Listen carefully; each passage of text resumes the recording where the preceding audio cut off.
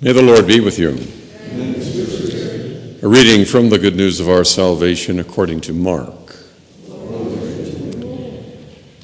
Jesus and his disciples left from there and began a journey through Galilee. But he didn't wish anyone else to know about it. He was teaching his disciples and telling them, "The Son of Man is to be handed over to men, and they will kill him. 3 days after his death, the Son of Man will rise." But they didn't understand what he was telling them, and they were afraid to question him.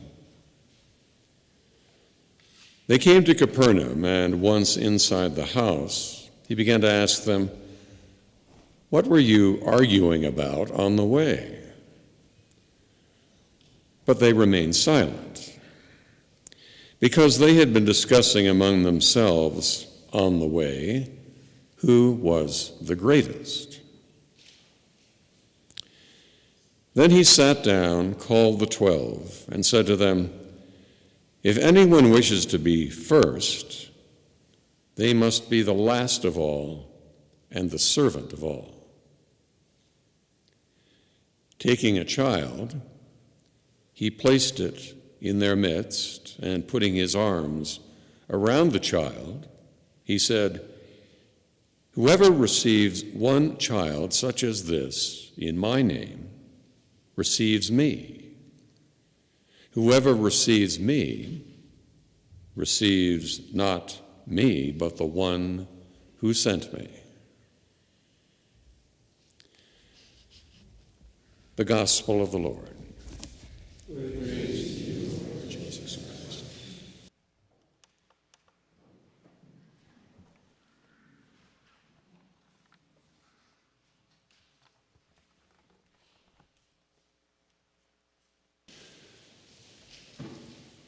As we are all aware, ambassadors are representatives authorized to speak on behalf of governments. And they were, of course, particularly important before the availability of rapid international communication. They were entrusted with grave responsibility to clearly, accurately communicate the will of their governments without any elaboration or expression of their personal opinion.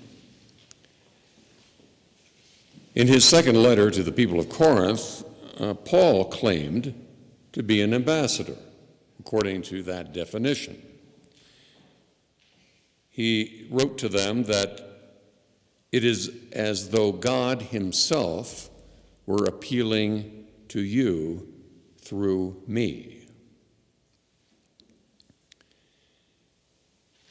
But today, who does Jesus entrust with the responsibility to be his ambassador, to represent him and carry his message? Who speaks to us for him? Well, as Jesus' conversation with the disciples clearly indicates in the gospel today, it's certainly not those who devote themselves, their time, their efforts, their energy, to becoming the greatest. Those, in other words, who engage in political, social, economic power struggles for their own personal gain. As James tells us in the second reading today, power struggles lead only to war, to conflicts, because they are fueled, as he says, by jealousy and rooted in selfish ambition. So who has Jesus chosen to be his ambassador, the one to represent him? Well, it is the child whom Jesus embraces in the gospel this morning.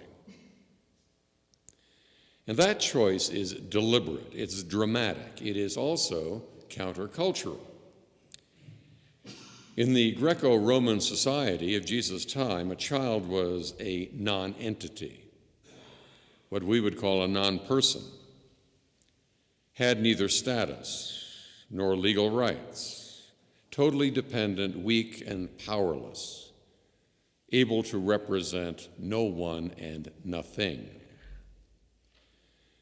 And under the Roman law of paterfamilias, even the child's right to life was solely at the discretion of the father. Now, in striking contrast to the ethos of the pagan culture that surrounded them, as Rabbi David Rosen has written in a brief essay, faithful Jews have always treasured children, as he says, an inheritance from the Lord. They are bearers of his gift of life, the promise of salvation to future generations.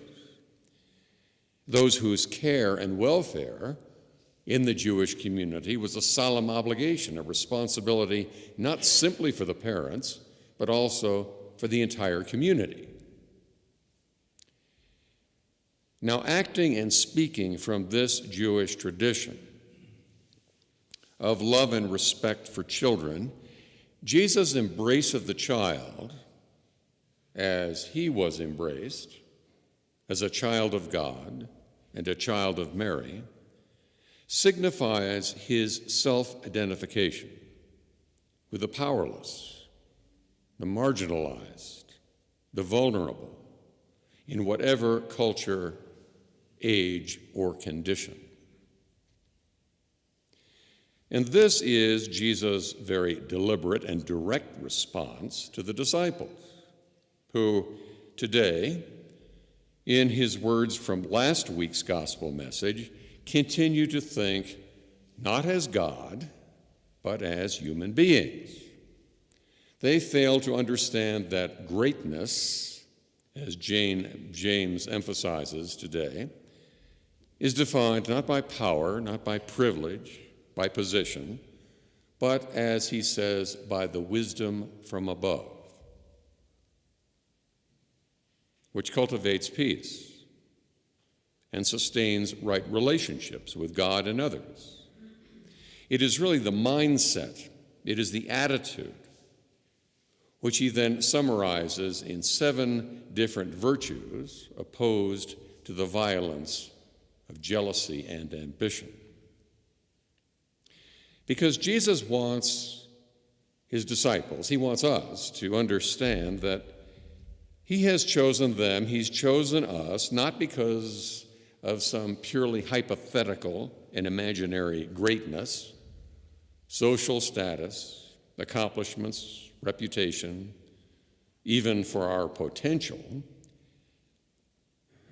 This discussion that the disciples are having is quite simply a waste of time, because it focuses on a question that doesn't really matter. What does matter, very obviously to Jesus, is that they recognize true greatness in the child whom he embraces and identifies with himself. He who is the just one, in the words of the Book of Wisdom in the first reading today, representing the poor, the insignificant, and the powerless, whom he loves. And so if Jesus chooses children and those like them who are apparently insignificant and powerless to represent himself and therefore to teach us about who he is and who he wants us to be, then who are they? Well, of course, the list is very long. But who are they? Well, they are, of course, the children. They are the children who die violently prior to birth, because now, as in pagan Rome, society regards them as non-persons, without any social or legal status, therefore not entitled to protection. And they are the children whose deaths, physical and psychological injuries, are simply collateral damage from the violence of war. Those who are abused physically, sexually, or whose needs for care and compassion are ignored. Who are they?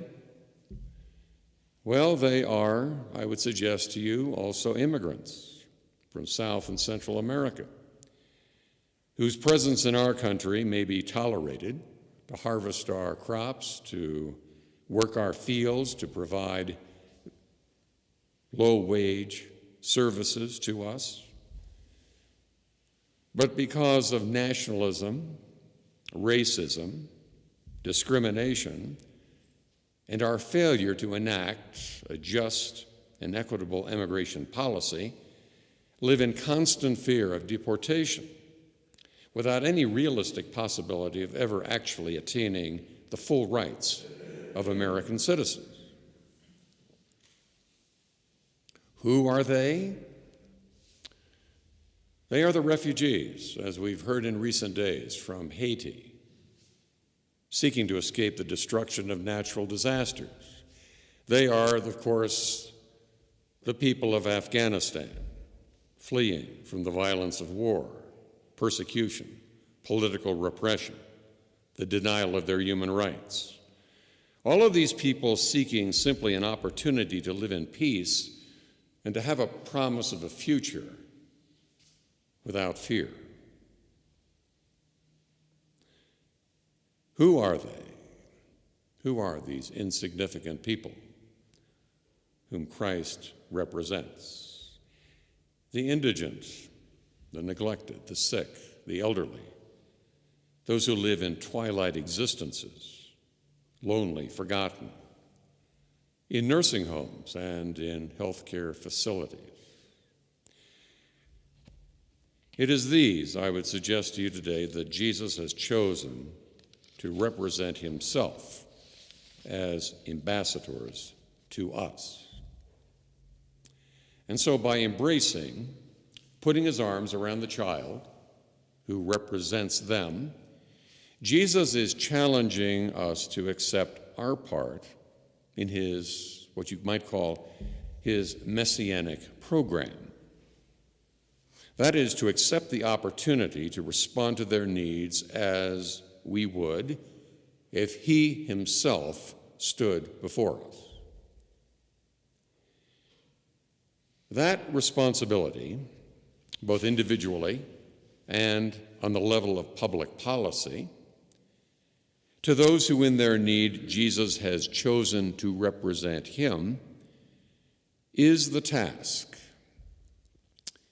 And it was very memorably described by the late Senator and Vice President of the United States, Hubert Humphrey, some 40 years ago, in a very insightful and emotional speech, when he said that the moral test of our country is how we treat those who are in the dawn of life, the children. How we treat those who are in the twilight of life, the aged, and those who live in the shadows of life, the sick, the poor, the persecuted.